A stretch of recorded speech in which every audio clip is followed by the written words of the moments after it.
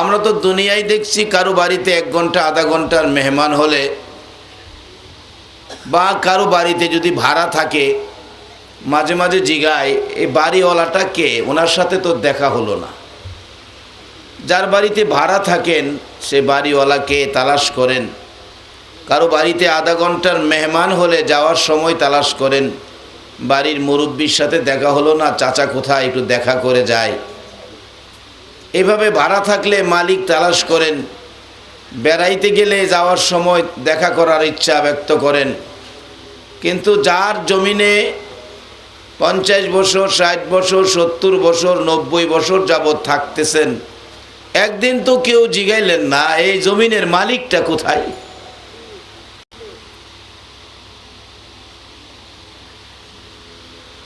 এই মালিক বলছে, যেদিন তোমার কেউ ছিল না সেদিন ছিলাম আমি, যেদিন তোমার কেউ থাকবে না সেদিন থাকবো আমি।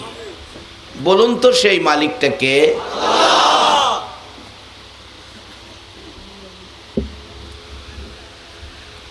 সেই মালিকটা কোথায়, কিভাবে পাওয়া যায়, এটা তালাশ করা আমাদের দরকার আছে কিনা? সেই মালিক তালাশ করে পাবেন কিভাবে? এটা এমন এক মালিক, দেখা দেয় না।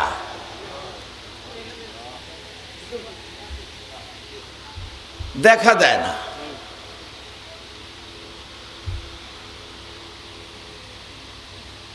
লালন ফকির গান গাইছে, হাতের কাছে লড়ে চড়ে ধরতে গেলে দেয় না ধরা। অর্থাৎ দেখাও দেয় না, ধরাও দেয় না। এটা কেমন মালিক? মালিকটাকে ধরবেন কিভাবে, দেখবেন কিভাবে?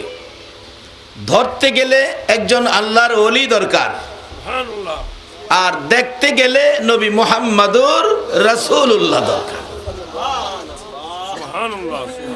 জিকির করুন আল্লাহ। বলতেছিলাম এই পৃথিবীর মালিকটাকে ধরতে গেলে একজন ওলি দরকার, দেখতে গেলে নবী দরকার।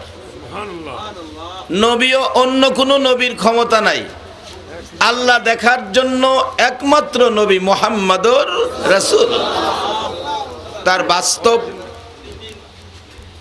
মুসা আলাইহিস সালাতু সালামের জীবনী, উনি সব সময় ডাকতেন রব্বি আরিনি, আল্লাহ আমি তোমাকে দেখব, রব্বি আরিনি, আল্লাহ আমি তোমাকে দেখব। আল্লাহ পাক জবাব দিতেন কি বলে? লান তারানি, লান তারানি, কখনো সম্ভব নয়, এই চোখে আমাকে দেখতে পারবে না। মুসা নবীর আকাঙ্ক্ষা আল্লাহকে দেখবে, আর আল্লাহ বলেন সম্ভব নয়। অবশেষে আল্লাহ কয়, তোর এত যখন আকাঙ্ক্ষা, আমি তোকে দেখার ব্যবস্থা করব, তোর চোখে নয়।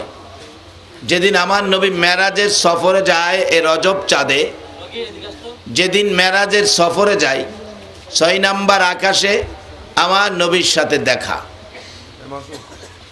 মুসা আলাইহিস সালাম বললেন, ইয়া রাসূলুল্লাহ, বন্ধুর বাড়ির থেকে বেড়াই আসলেন, উম্মতের জন্য কি আনলেন? নামাজ আনছি 50 ওয়াক্ত। হুজুর, আপনার উম্মতে 50 ওয়াক্ত নামাজ পড়তে পারবে না। আচ্ছা, আমরা যে 50 ওয়াক্ত নামাজ পড়তে পারবো না, মুসা নবী বেশি জানে নাকি আল্লাহ বেশি জানে? মুসা নবী বেশি জানে না আমাদের নবী বেশি জানে? কিন্তু মুসা নবী কয় কি লেগা? আল্লাহ কয়, বন্ধু, মুসা নবীরে কওয়ানের কারণ হলো মুসা নবীর ইচ্ছে ছিল আমারে দেখতো, নিজের চোখে ক্ষমতা নাই, আপনার মাধ্যমে সিস্টেম করতেছি। বললেন 50 ওয়াক্ত তো পারবে না, আপনি কমায়া নিয়ে আসেন। নবীজি যাইতেছে কমায় আনতে, আমার নবীর মাধ্যমে তাকাইয়া রয়েছে মুসা নবী। নবীজিকে আয়না বানায়া তাকাইয়া রয়েছে, যাইয়া দেখে আল্লাহর সামনে বসছে। মুসা নবী মন ভরে আমার আল্লাহকে দেখছে নবীর মাধ্যমে, নিজের ক্ষমতায় নয়। তাহলে আল্লাহ দেখার মূল রাস্তা হলো নবী মুহাম্মদুর রাসূল। এই পৃথিবীর মালিকটা দেখতে গেলে আগে চিনতে হবে নবীজিকে। এই পৃথিবীর মালিক পাইতে গেলে আগে ধরতে হবে নবীজিকে। পৃথিবীর মালিক দেখার রাস্তা হলো নবীজি, আর এই পৃথিবীর মালিককে ধরার রাস্তা হলো খাজায়ে খাজগা আতায়ে রাসূল, খাজা গরিবে নওয়াজ। জোরে জোরে বলুন সুবহানাল্লাহ। ওলি ছাড়া আল্লাহকে ধরা যায় না।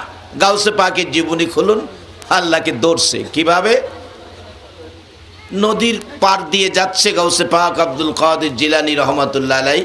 এমন সময় দেখে একটা মহিলা নদীর থেকে পানির কলসি ভরাইয়া পানিটা রেখে গড়াগড়ি করে কাঁদছে। আল্লাহর ওলিরা তো মায়ার মানুষ, দয়ার মানুষ। জিজ্ঞেস করলেন তার খাদেমকে দিয়ে, দেখো তো মহিলাটা কান্দে কেন? জিজ্ঞেস করলে মহিলা জবাব দিল, বাবারে আজকে 12 বৎসর হয়েছে আমার কলিজার টুকরা সন্তানটা এই পানিতে পড়ে নদী গর্ভে মরে গেছে, বিলীন হয়ে গেছে। ছেলে বিয়ে করতে গিয়েছিল, বউ সহ মরে গেছে। এই ব্যথা নদীর পারে আসলে আমি মা সইতে পারি না। বলুন, মার কান্না কি সন্তানের জন্য কোনোদিন বন্ধ হয়? কোন মা? যেই মা সন্তান দুনিয়াতে থাকতেও সন্তান কোথাও গেলে রাত্র 12টা বাজে বাড়িতে আসে নাই, মহল্লার সকলের ঘরের দরজা বন্ধ, যে মায়ের সন্তানটা বাড়িতে আসে নাই, বলুন এই মায়ের ঘরের দরজাটা কি বন্ধ হয়েছে? ওই মা সন্তানের ব্যথায় কাঁদতেছিল। গাউসে পাকের আল্লাহর ওলির তো মায়া দয়া বেশি। বললেন এই বাচ্চার জন্য 12 বৎসর পর্যন্ত কাঁদতেছে, মহিলাটাকে কাঁদতে নিষেধ করো। উনি 2 রাকাত নামাজ পড়ে 2টা হাত বাড়াইলেন, আল্লাহ আমি আব্দুল কাদের হাত বাড়াইছি, আল্লাহ আমি আব্দুল কাদের হাত বাড়াইছি, আমার হাতটা কি ফিরাইয়া দিতে পারবা? সুবহানাল্লাহ বলুন। আল্লাহ জিগে কি লেগে হাত বাড়াইছো? এই যে মহিলাটা 12 বৎসর যাবৎ কাঁদতেছে, তোমার কি মায়া নাই? আমার যদি মায়া হয় তোমার বান্দা হইয়া, তোমার কেন মায়া হয় না? এই মহিলাটার ছেলেটা তুমি ফিরাইয়া দাও। আল্লাহ কয় আব্দুল কাদের 12 বৎসর হয়েছে, তাইলে ছেলের বউ সহ দাও। আচ্ছা এইটা কি বুঝে পারবো? হ্যাঁ বাপে পারবো? পারলে আল্লাহর ওলিরা আল্লাহু আকবার বলো। এইরকম ওলি যদি কারো পক্ষে থাকে বিপদে কোনো ভয় নাই। কিভাবে? আসতেছি সামনে, আল্লাহ যদি তৌফিক দেন সব বাইর করব।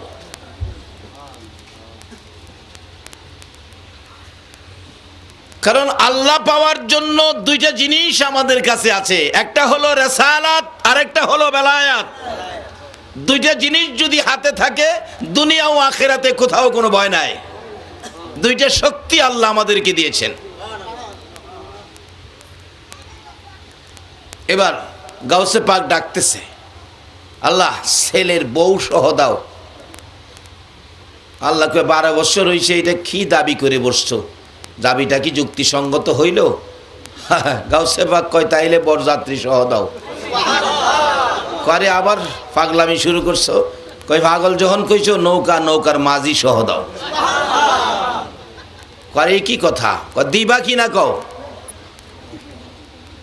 ফাললে দাও, না ফাললে কও।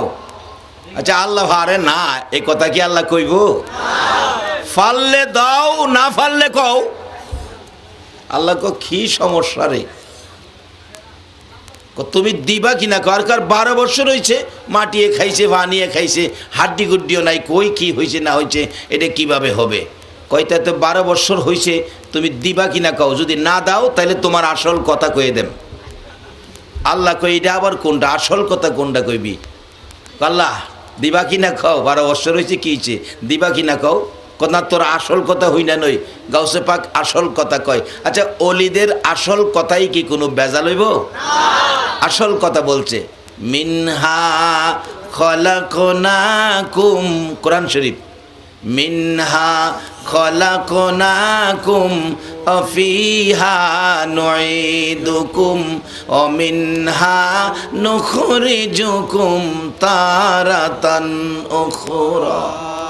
ও খোদা, তুমি না বলছো কোরআন শরীফে মাটি দিয়া মানুষ বানাইছো, মৃত্যুর পরে মাটির সাথে মিশাইয়া দিতেছো, আবার হাসরের ময়দানে কিয়ামত যেদিন হবে, হাসরের জমিন কায়েম হলে এই মাটির থেকে লক্ষ লক্ষ বছর পরে উঠায়া বিচার করবা। লক্ষ লক্ষ বছর পরে যদি এই মাটির থেকে উঠাইতে পারো, 12 বছর পরে তুমি কেন পারবা না? দর্শনি এই দরাতে সুইটটা যাইবার ক্ষমতা নাই তো। আল্লাহ ডাকে, আব্দুল কাদের চক্ষু খুইলা দেখ, নৌকা সহ, বরযাত্রী সহ, নৌকার মাঝি ছেলে ছেলের বউ সহ নৌকা এসে কিনারে লাইগা গেছে, চাইয়া দেখ। এই তো হলো আমার ভাতিজা মুহাম্মদ সাল্লাল্লাহু আলাইহি ওয়াসাল্লাম। এবার হাবিব বিন মালিক দুইটা চোখের পানি গাল বেয়ে ছেড়ে দিলেন। রে আবু জাহেল, চাচা হইয়া ভাতিজা চিনলি না রে? কেন জানি এই লোকটার দিকে তাকাইয়া আমার মায়া মায়া লাগে। আবু জাহেল রে, তার বিরুদ্ধে যুদ্ধ করতে আমি পারবো না, আমার মন বাধা দেয়। লোকটাকে দেখেই যেন আমার মনটা গলে গেছে, আমার যেন মায়া হয়ে গেছে, মহব্বত হয়ে গেছে। আমার আল্লাহ বলেন, বন্ধু গো ভয় পাইও না গো বন্ধু, যাও যাও আগে বাড়ো, আমি আল্লাহ তোমার পিছে আছি, যাও। বন্ধু হাবিব বিন মালিক রে, ভয় পাইও না, তুমি কাছে যাওয়ার আগে আমি আল্লাহ হাবিব বিন মালিকের সাথে যুদ্ধ শুরু করে দিয়েছি।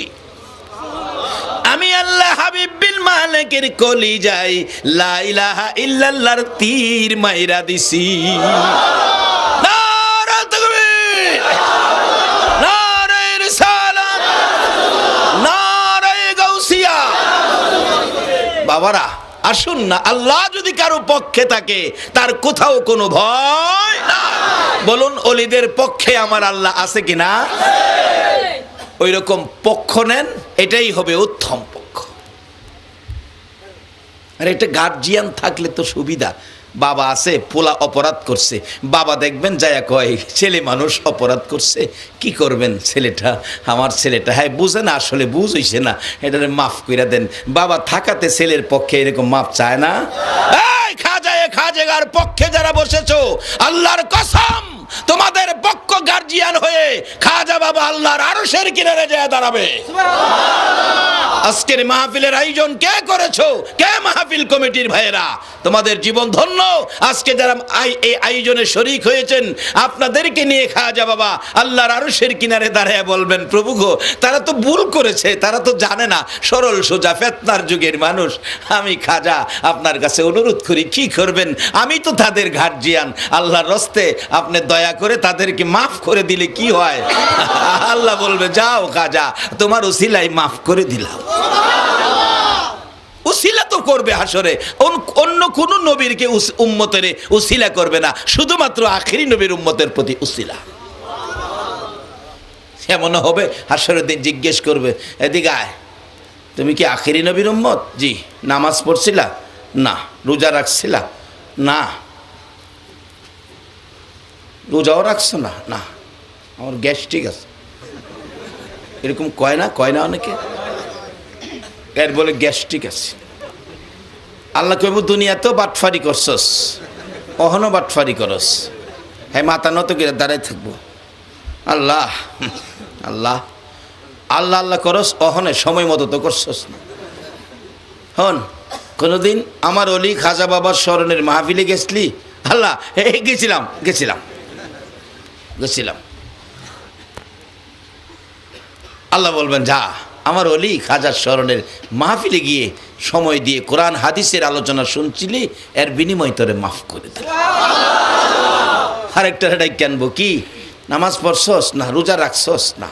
তার অর্থ এই না যে নামাজ রোজা চাইরা দিবেন, এটা না। কোনো ব্যক্তি আর কি আখিরি নবীর উম্মত হিসাবে আল্লাহ যে মাফ করবেন। মাহফিলে গেছিলি? না। মাহফিলে 10টা টাকা চাইলে দিছিলি? আল্লাহ মাহফিলে যাওয়ার সময় পাইছি না, 10 টাকা চাইছিন, আমি খাজার মহব্বতে 100 টাকা দিছিলাম। আল্লাহ ক, যা এটার লেগে মাফ করে দিলাম। আরেকটারে হাসরের দিন দইরে আনবো, এদিকে আয় এদিকে আয়, নামাজ পড়ছস, রোজা রাখছস? আল্লাহ একটা না, আমি তেন নাই। তা জাহান্নামে যাওন লাগবো যে, চোখের পানি ছেড়ে দিব, যাও জাহান্নামে যাও। জাহান্নামের দিকে দৌড় দিব, একটু যাইয়া আবার ফিরা চাইব, আবার দৌড় দিব, আবার ফিরা চাইবো। আল্লাহ ডাক দেবে, দিকে আয়, দইরা যাস, আবার ফিরা চাস কি লেগা?